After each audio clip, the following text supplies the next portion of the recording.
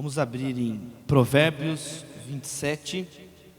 Quero ler um verso com vocês. Provérbios 27, o verso 14.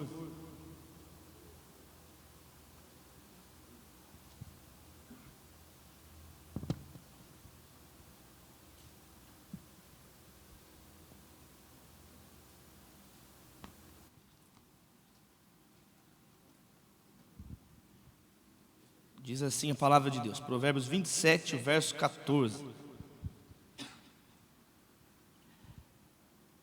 A bênção dada aos gritos cedo de manhã, como maldição é recebida. Vou ler mais uma vez, a bênção, algumas versões dizem o bom dia, bem dizer, aos berros cedo de manhã, isso é recebido como maldição. Vamos orar mais uma vez. Deus, nós te louvamos.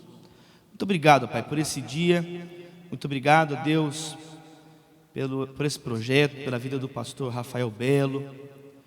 Muito obrigado, Senhor, pela oportunidade que temos de meditar na Tua Palavra. Que possamos, ó Deus, ter um coração onde a semente da Tua Palavra possa frutificar, gerando vida, Senhor. Vida a cada um de nós, as nossas famílias e a nossa nação. Fica conosco, Deus, nós te pedimos, em nome de Jesus, e todos dizem amém. É muito difícil pregar na frente do reverendo Jeremias Pereira e do pastor José Gonçalves. É muito difícil, então vou ficar olhando para lá. Assim. É muito difícil, né? É muito difícil pregar a palavra de Deus. Mas esse texto diz que nós devemos ser carregadores, não apenas da mensagem correta, mas nós temos que ser as pessoas corretas aos olhos de Deus.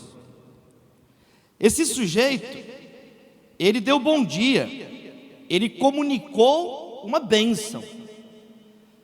Mas se nós fazemos as coisas do jeito errado e na hora errada, isso se torna uma maldição. Não basta carregar a mensagem correta. Se você não é a pessoa que está agindo com o espírito correto, com a motivação correta, com a índole correta, que Deus tenha misericórdia da nossa geração, amém, queridos? Nós temos que ser portadores de boas notícias, mas nós temos que ser pessoas que a boa notícia transformou a nossa vida. Esse provérbio tem muito a ver com Jesus, Mateus 23, quando o Senhor Jesus, ele fala assim, poxa, os fariseus, o que eles falam está certo, o que eles explicam está correto, não tem erros nas palavras dele, o erro está onde? Na vida deles. O erro, eles não vivem o que eles pregam, eles não praticam as mensagens, eles não praticam os sermões. Que Deus levante uma geração que pratique a palavra de Deus. Não adianta você ficar o dia inteiro aqui ouvindo as mensagens, depois da internet, ou seja lá onde você vai assistir esse vídeo, se você não praticar o que está sendo ensinado aqui, se você não vivenciar a palavra de Deus. Eu prego, meus irmãos, desde 15 anos de idade. Eu estou completando 18 anos de púlpito. E eu sempre já tive a oportunidade de falar isso ao amado mestre pastor José Gonçalves. O segundo sermão que eu preguei na vida foi um sermão do pastor José Gonçalves. Tinha 15 anos de idade. A primeira mensagem foi uma mensagem em 2001, em maio de 2001, chamada Imitadores de Deus, do reverendo Messias Anacleto Rosa, Efésios 5.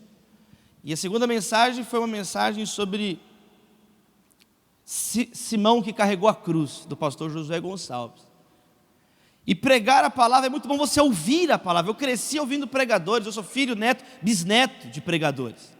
Já tive a oportunidade de falar lá no CPL com o pastor Jeremias Pereira, para os pastores. Falei um pouco sobre a história dos meus pais, dos meus avós. Os meus 8 bisavós foram plantadores de igrejas. Há 150 anos na minha família tem pregadores do evangelho. Eu me sinto muito à vontade para falar algumas coisas, e muito folgado para falar também algumas coisas. Nem eu e nem você tem culpa disso, mas é um fato. Eu nasci numa família que há 150 anos a gente prega o evangelho na minha casa. E minha filha já está sonhando com Jesus. Ela acorda: papai, eu sonhei com Melquisedeque. Minha filha, há 2 semanas atrás, acordou e falou: papai, eu sonhei com Melquisedeque. A minha filha sabe dizer se Noé é da descendência de Caim ou de Sete. Às vezes você não sabe isso ainda. Minha filha tem 5 anos de idade, só para você ficar sabendo. Você está se exibindo, pastor? Estou, glória a Deus por isso. Porque eu venho de uma casa que me lançou a palavra. Eu venho de uma casa onde eu aprendi a ouvir a palavra de Deus. Mas não adianta só ouvir a palavra de Deus. Não adianta repetir um sermão pronto. Não adianta ter conhecimentos na cabeça que não desce para o coração, meus irmãos. E esse é o problema de muitos jovens hoje. Às vezes até o que eles falam está certo e segue todas as regras. Mas, querido, falta o amor no coração, falta a misericórdia, falta a motivação correta. E aí caminha para ser uma pessoa, um jovem fariseu. Meus irmãos, está na hora de nós vivermos a palavra de Deus no Brasil. O Brasil está saturado de gente que fala da boca para fora. O Brasil não precisa de mais cristãos nominais. O Brasil precisa de cristãos verdadeiros. O Brasil é cristão desde o início. Quem viu, mês passado, olha o nome dos estados no Brasil: São Paulo, Espírito Santo. Teve um traficante chamado Capeta, que foi preso no Espírito Santo. Quem viu isso? Quem viu isso? Só no Brasil que acontece isso, meus irmãos. Capeta foi preso no Espírito Santo. Olha o nome do colonizador português: Pedro Álvares Cabral. Qual foi o nome do monte? Monte Pascal, porque chegou na Páscoa, lá na praia de Coroa Vermelha, na Bahia. Qual foi a primeira coisa que fizeram aqui? Uma missa. Qual foi o primeiro nome do Brasil? Terra da Verdadeira Cruz, Terra de Vera Cruz. Qual é o símbolo do Rio de Janeiro? Eu pousei no Rio de Janeiro. Como é bom ser recebido no Rio. Cristo Redentor, braços abertos sobre a Guanabara. Aquarela do Brasil, a música mais conhecida do Brasil no mundo. Como é que é o verso? Terra de nosso Senhor. Olha o nome da cidade onde eu nasci: São Paulo, nome do apóstolo. Porque no dia 25 de janeiro, no calendário cristão, de acordo com a tradição, é o aniversário de Paulo, apóstolo. E a cidade foi organizada por volta dessa data, e aí batizaram a cidade de São Paulo. Cidade mais importante do hemisfério sul, 10ª cidade mais rica do mundo. Cidade de São Paulo. Nome do apóstolo dos gentios. Você pega a música Asa Branca do nordestino. Tem nordestino aí, meus irmãos? Temos pessoas do Nordeste, amém pelos nordestinos. É uma oração. Senhor, para que tamanha judiação? É um cristão fazendo uma oração. Você pega o livro de Machado de Assis, Esaú e Jacó. O Neymar ganhou as Olimpíadas do Rio, o futebol, foi campeão, medalha de ouro. Coloca na testa, 100% de Jesus. Então, meus irmãos, de acordo com o IBGE, 87% dos brasileiros são cristãos. Mas aí vem a pergunta óbvia: será que tem evangelho no Brasil de verdade? Aí você vê o Brasil, ele tem várias possibilidades e sinais da bênção de Deus. O Brasil não é um país pobre, o Brasil é um país injusto. O Brasil é a 8ª economia mais rica do planeta Terra. O Brasil tem água. O Brasil é poupado de desastres e desastres naturais, como tem outras nações, terremotos, furacões. O Brasil, estávamos conversando ali agora, pastor Vitor, a alegria está com o pastor Vitor, ele falando do Chile, falando da visão de pessoas de fora do Brasil, que percebem na nossa nação um povo simples de lidar, que todo mundo consegue lidar fácil com o brasileiro. É um povo bem visto, e isso não é uma coisa apenas do senso comum. O atual secretário-geral da ONU, Antônio Guterres, que foi primeiro-ministro em Portugal, disse isso. O Brasil é hoje uma posição privilegiada para conversar com as nações do mundo, porque ele dialoga com todo mundo, com o judeu, com o árabe. O brasileiro conversa com todo mundo, a diplomacia nossa tem uma tradição de conversar com todo mundo.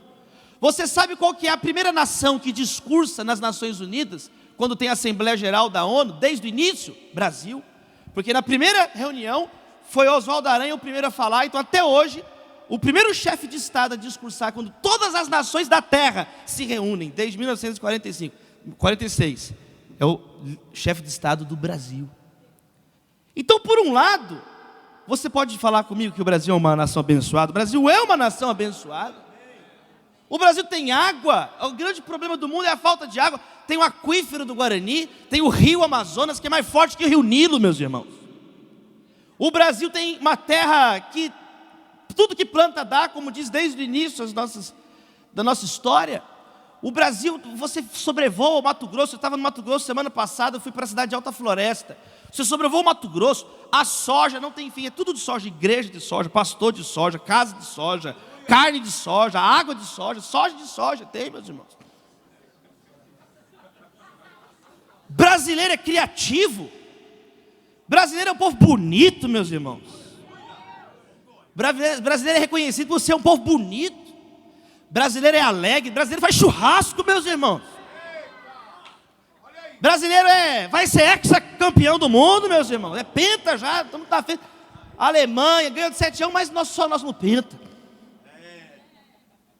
Então, por um lado, olha os ativos do Brasil, olha a bênção do Brasil. Mas por outro lado, olha o momento que nós estamos. Somos a 8ª economia do mundo, mas temos uma desigualdade muito grande, uma insatisfação muito grande. O Brasil produz alimento para alimentar 900 milhões de pessoas. Não faz sentido, de nenhum ponto de vista, que tenham 10 milhões que passem fome. Mais da metade da água utilizável do mundo está no Brasil. Como que tem pessoas que morrem de sede no Brasil? Se tem algum lugar que vai ter resposta, é aqui. Por outro lado, somos citados para resolver conflitos mundiais, mas 19 das 50 cidades mais violentas do mundo estão no Brasil. Paralisações, insatisfação. Então, meus irmãos, alguma coisa está errado, com certeza absoluta, quando nós lemos a palavra de Deus e olhamos para o tipo de fé cristã que tem no Brasil. Agora, isso significa que então nós devemos, então não tem jeito, ou vamos ficar alienados, não, está tudo bem. Não, eu acho que está na hora de aumentar a nossa maturidade em nome de Jesus.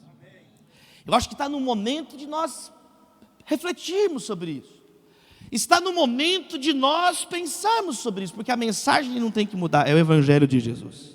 Não é o Evangelho que tem que se adaptar, somos nós que temos que viver o Evangelho nesse novo dia que está nascendo no Brasil. Amém, queridos? Quantos creem que é um novo tempo? Eu creio que é um novo tempo. Eu creio que é um novo tempo. Poderosos atrás das grades, ex-governantes desse estado, Rio de Janeiro, pessoas morrendo em filas de hospitais, e pessoas brincando, dando gargalhada, e muitas vezes a igreja sendo conivente. Queridos, a nossa geração, eu tenho 32 anos de idade, tem jovem de Deus aí, tem uma nova geração nascendo aí. Nós estamos recebendo coisas boas e coisas ruins da geração que veio atrás. Então, meus irmãos, é o momento de nós entendermos o nosso papel nessa história. É um novo dia nascendo, é um novo tempo que está acontecendo no Brasil. Mas olha eu quero mostrar 3 lições rapidinho para a gente orar desse provérbio. A bênção dada aos gritos cedo de manhã, como maldição é recebida. Primeiro, não vai ser na força do nosso grito, é na presença de Deus. Não é na força do grito, não é no nosso voluntarismo, não é só porque você quer que as coisas aconteçam, não é no escândalo, não é no sensacionalismo, não é no fuxico gospel que as coisas acontecem, não é na violência, não é na carne, é no espírito, nem por força, nem por violência, mas pelo meu espírito, diz o Senhor dos Exércitos. Então a primeira coisa que eu gostaria de dizer é isso, não é no grito. E tem muitas pessoas que pensam que é no grito, tem que gritar, não tem problema gritar não, meus irmãos, não tem problema nenhum gritar não. O problema é ser histérico, só gritar. O problema é a pessoa que só grita, tem que gritar. Jesus gritou na cruz, deu um brado em alta voz. A Bíblia diz nos Salmos que a voz do Senhor é poderosa, até aumentei a voz, está vendo? Pastor Josué vai dar boa noite aqui, todo mundo é abençoado só na vozeirão do pastor Josué, glória a Deus. Tem problema gritar não, tem problema falar firme não. Aliás, está faltando gente que fala firme, está faltando gente que assume responsabilidade. É cheio de gente exigindo direito. Cadê as pessoas? Cadê os homens à altura do problema do Brasil? Então o problema é só gritar. Quantos recebem essa palavra em nome de Jesus? O problema é só gritar, é tempo de falar, é tempo de calar. E às vezes, meus irmãos, as pessoas confundem as coisas. Gritar aqui, meus irmãos, é tudo que você faz na força do braço. E eu vejo fico preocupado com jovens, tenho conversado com vários deles, que começam a usar uma linguagem não bíblica para falar das coisas de Deus. Então é um momento de, opa, calma lá, não é por aí, não é por aí. Você vê jovens, por exemplo, falando assim, o culto foi insano. Espera aí, menos, insano? Sabe o que é insano? Doente mental. A Bíblia não usa essa linguagem para falar do culto a Deus. Está na hora de ler mais a Bíblia, está vendo? Calma, eu entendi. O culto foi uma bênção, o culto foi glorioso. Glória a Deus, a presença de Deus estava lá. Mas espera aí, insano. Culto racional a Deus. Espera aí. O Senhor está em seu santo templo. Cale-se diante dele toda a terra. Existe um código de santidade. Existe toda uma linguagem bíblica para dizer o zelo da tua casa me consome. Diz o Senhor dos exércitos. Jesus, então, meus irmãos, primeiro, temos que tomar cuidado com esse sensacionalismo, temos que usar uma linguagem sadia, de acordo com Paulo para Tito, que a linguagem tem que ser sadia, contra a qual ninguém possa dizer nada e o inimigo fique envergonhado. É um chamado ao discernimento, é um chamado, meus irmãos, a você não acreditar em tudo que você vê, em tudo que você pensa, mas acreditar na palavra de Deus, amém, queridos? Pare de assumir o que Deus não exige de você. A nossa função é pregar a palavra de Deus, a nossa função é viver na presença de Deus, mas que Deus também nos cure da síndrome de Salvador do mundo, porque isso é pecado. Tem um Salvador do mundo, tem nome, o nome dele é Jesus, meus irmãos. Teve 4 anos atrás, eu estava tão descompensado da minha saúde, tentando trabalhar na igreja, fazer as coisas, na missão, e eu tive que ir para o hospital, porque nada mais estava funcionando no meu organismo. E aí o médico falou assim, você está com a síndrome do intestino irritado. Eu falei, então eu tinha que ter procurado psiquiatra, né? Porque o remédio não está funcionando. Eu não sabia nem que isso existia. Até o intestino hoje fica irritado, meus irmãos. Não sabia nem que existia isso. Tem que levar o seu intestino para o psiquiatra, psicólogo. A gente às vezes vai incorporando tantas coisas. E aí passa da medida. Então, meus irmãos, essa seria uma primeira lição que a gente pode aprender, bem prática, bem simples para a nossa vida. Vamos trabalhar, vamos nos envolver, mas espera aí, tem que ter equilíbrio. Nós nunca precisamos de tanto, na história recente do Brasil, de pessoas equilibradas, de pessoas sábias, de pessoas que consigam discernir, separar o joio do trigo. Tem um momento que o joio tem que crescer junto com o trigo, mas tem um momento que tem que separar o joio do trigo. E esse é o momento na nação brasileira de separar o joio do trigo. Amém, meus amados irmãos? Então, primeiro, não é no grito. Segunda lição prática que eu queria deixar para vocês, para nós ouvirmos os nossos mestres essa noite, é que não é na precipitação. Logo cedo de manhã o cara já está gritando, acordando, era até uma coisa boa, mas é o momento inadequado, foi do modo inadequado, foi no timing inadequado, foi do jeito inadequado. Querido, as coisas não é no apavoramento, não. Jesus diz as Escrituras que por volta dos 30 anos foi batizado por João Batista. Quer dizer, 3 décadas no anonimato. 3 décadas no anonimato. Para depois, a Bíblia não fala que foram 3 anos de ministério, mas há um consenso de 2000 anos na fé cristã, como são 3 Páscoas mencionadas lá em João, há um consenso que são cerca de 3 anos de ministério. Então, 3 décadas de anonimato, para 3 anos de não é chegada a hora. Não é chegada a hora. Para em 3 dias ele salvar o universo, meus irmãos. Você recebe essa palavra na sua vida, querido? 3 dias. Então é uma crescente. Quem quer crescer com Jesus? Eu quero crescer. Quem quer desenvolver com Jesus? Cultivar com Jesus? Então, querido, hoje, num dia como esse, parafusando o escudo, você está recebendo mais ferramentas, mais palavras. Continua no seu caminho com o Senhor Jesus. Amém, queridos? Constância. Somos maratonistas. Não somos corredores de 100 metros rasos, meus irmãos. Precisamos, aquele que perseverar até o fim será salvo. Então não precisamos nos precipitar. Há uma frase famosa do pastor Samuel Chadwick, que ele diz assim: a pressa é a morte da oração.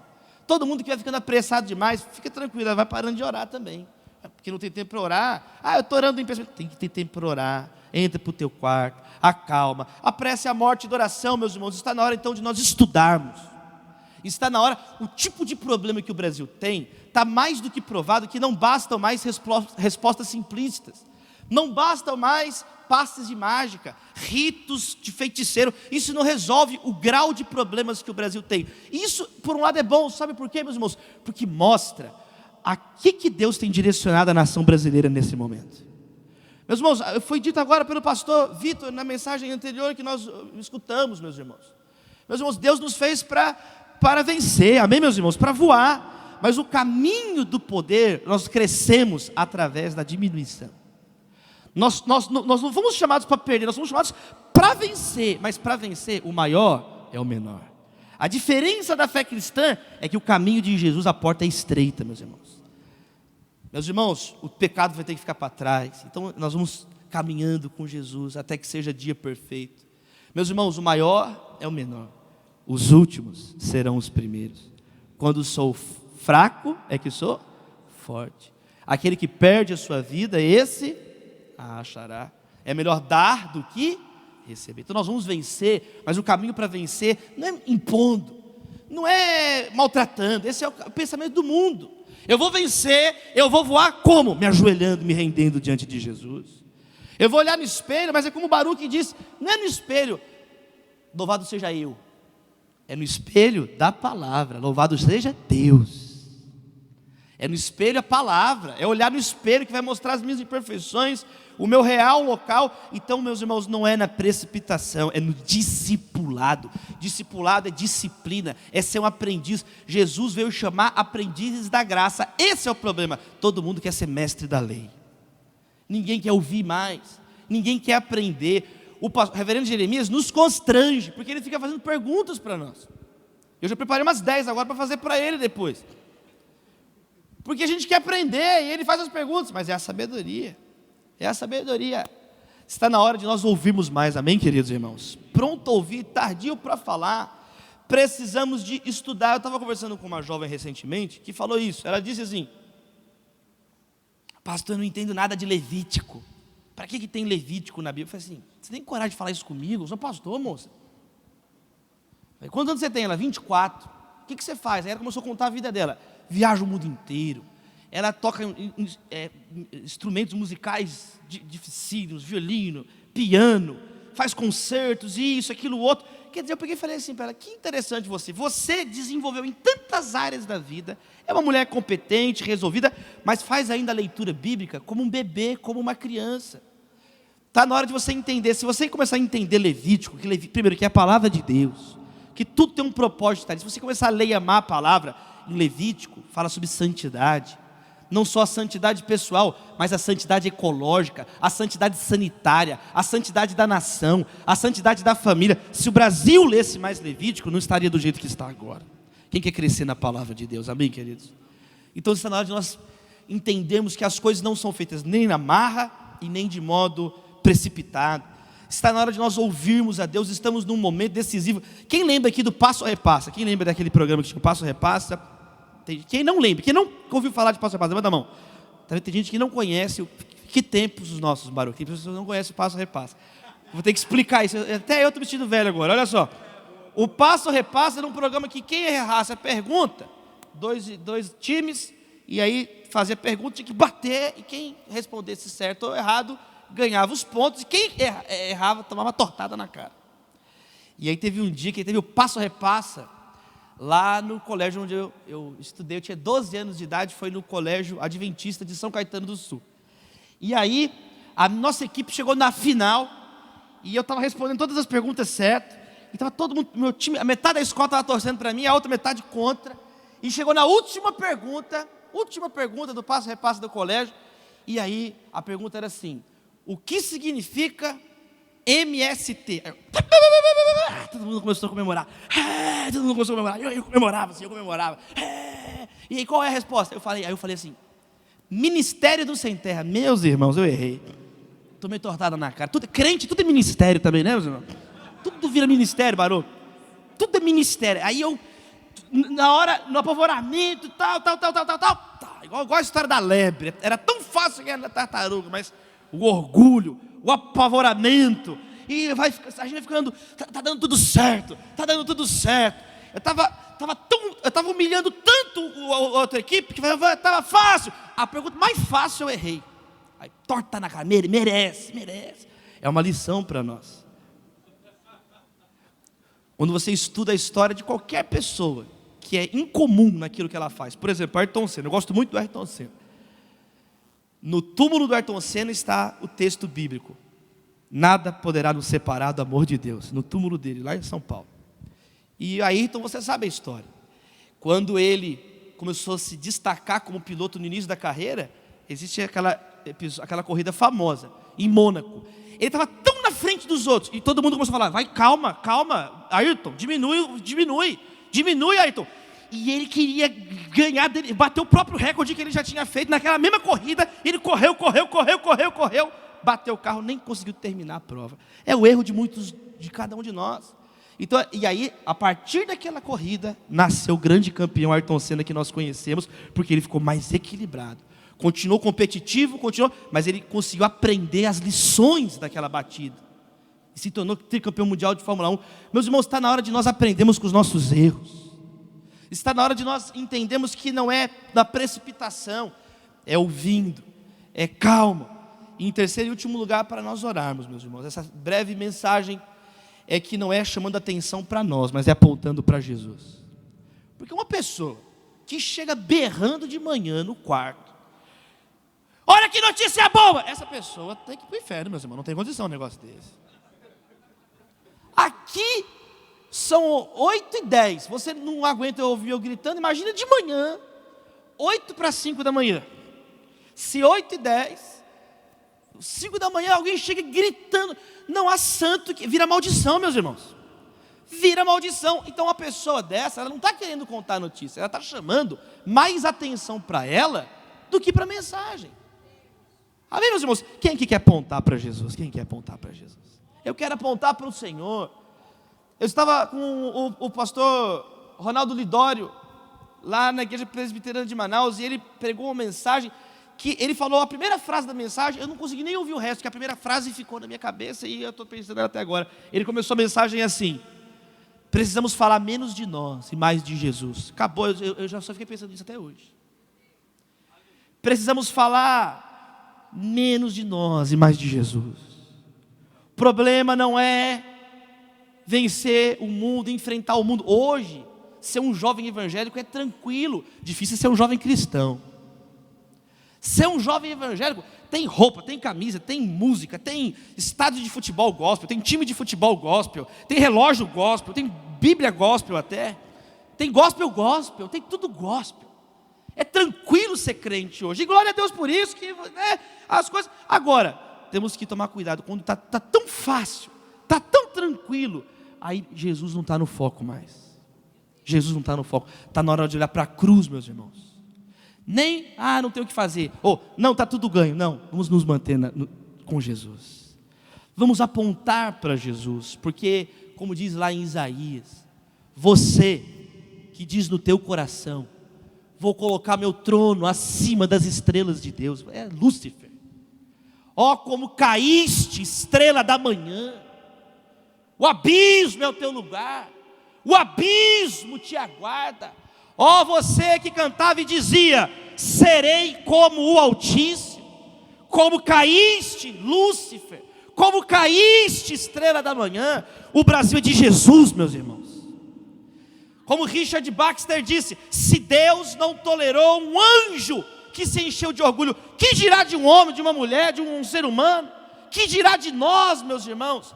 Que nós possamos diminuir, que Jesus Cristo cresça, meus irmãos. Essa é a grande pregação.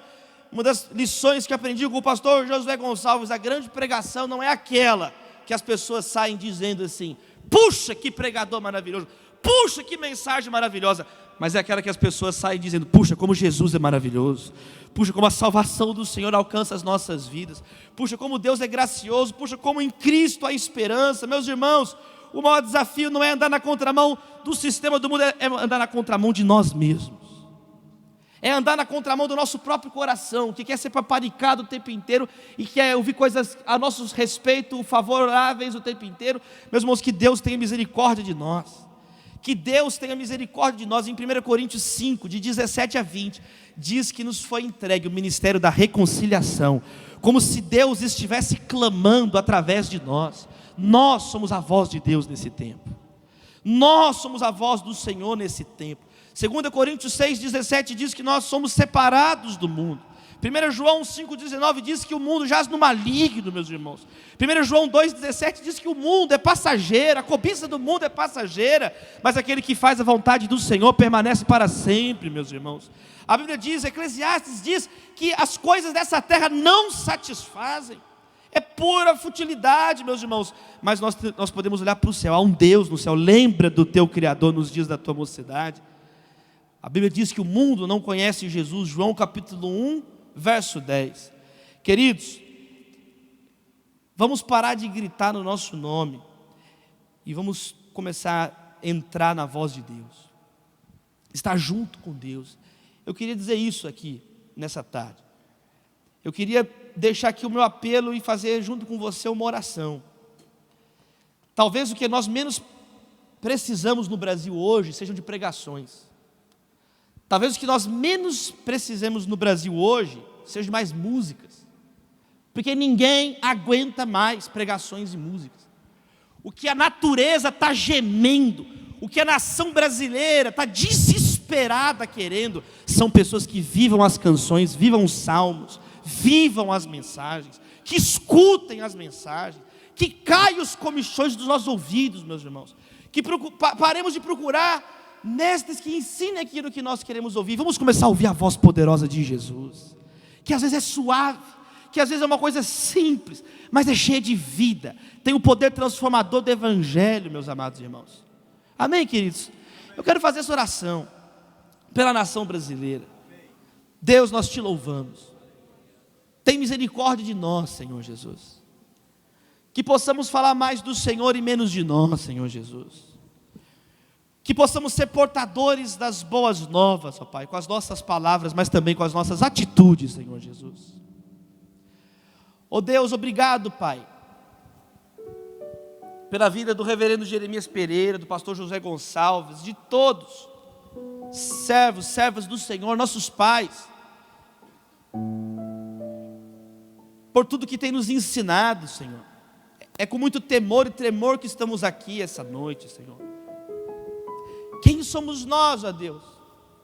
Nós não temos nada, nós não somos nada, Senhor. Precisamos viver a Tua mensagem, Senhor. Talvez o que precisemos no Brasil não seja mais conferência de plantar igreja, mas conferência de podar igrejas. Senhor, que se levantem podadores, porque o Senhor disse que tem que podar para dar mais frutos, Senhor Jesus. Só que tem gente retendo o maná, e o maná apodrece.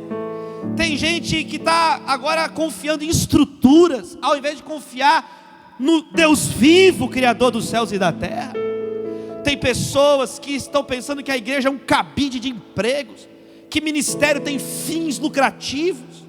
Deus, que possamos viver com dignidade como Jesus ensinou. Digno é o trabalhador do seu salário, mas que possamos separar as coisas em nome de Jesus. Temos visto o teu juízo sobre a nação brasileira, Deus. Vimos essa semana milhões de animais mortos. Somente na terça-feira foi noticiado no mundo inteiro mais de 70 milhões de aves mortas no Brasil, como na praga no Egito, quando os animais morreram, os mantimentos morreram. Temos visto tantos sinais daquele prédio do centro de São Paulo, que desabou, matando pessoas, e levou metade da igreja luterana, ficou só o altar. Que possamos discernir os tempos. O Brasil está caindo e levando a igreja protestante junto, mas o altar está de pé, porque a palavra do Senhor permanece para sempre. Que possamos interpretar os fatos, que possamos abrir os nossos olhos espirituais. Crianças em Genaúba, terra do reverendo Jeremias, foram queimadas numa escola. O zelador botou fogo nos meninos. Moloque está repreendido em nome de Jesus. As crianças do Brasil são de Jesus. Os nossos filhos são de Jesus. Minha filha Maria é de Jesus. As crianças, os nossos netos são de Jesus Cristo. Moloque, saia do Brasil em nome de Jesus. Baal caia por terra em nome de Jesus. Senhor das moscas, está repreendido. Mamon seja quebrado e destronado em nome de Jesus, o Filho de Deus, o Cordeiro Santo que tira o pecado do mundo. Deus, Levanta pacificadores, Senhor. Levanta pessoas, pais convertidos ao coração dos filhos e filhos convertidos ao coração dos pais. Famílias, pessoas que vão evangelizar, mas que discipulam, que agem, mas que oram, mas que agem, que discipulam, mas que vão em missões. Pessoas equilibradas. Nós não precisamos de equilibristas, nós precisamos de pessoas equilibradas, o que é diferente. Nós não precisamos de pessoas frouxas, equilibristas, que vivem no talvez, que não assumem posições, que não dizem nem sim nem não. Muito pelo contrário, precisamos de pessoas mansas, força sob controle do Espírito Santo de Deus, que se posicionam, mas que se posicionam com amor, que se posicionam com misericórdia, com perdão, como diz a palavra de Deus. Levante pessoas assim aqui hoje, Senhor Jesus, nas suas casas, nas suas famílias. Pessoas que nunca tiveram um pai, como eu tive o privilégio de ter. Pessoas que o pai dele foi um abusador, foi um homem violento, bêbado, que batia na mãe. E aí a pessoa cresce e pensa que não tem um pai abençoado. Sara essas vidas em nome de Jesus. Existem muitos pais abençoados. Essa moça que não teve uma mãe e pensa que não existe mãe, que tudo não presta. Deus levanta pessoas como José no Egito, Senhor, que receberam coisas, que recebeu um monte de coisa ruim da sua família, dos seus irmãos, mas só devolveu coisas boas para a sua família, para a nação dele, para o mundo, Senhor Jesus.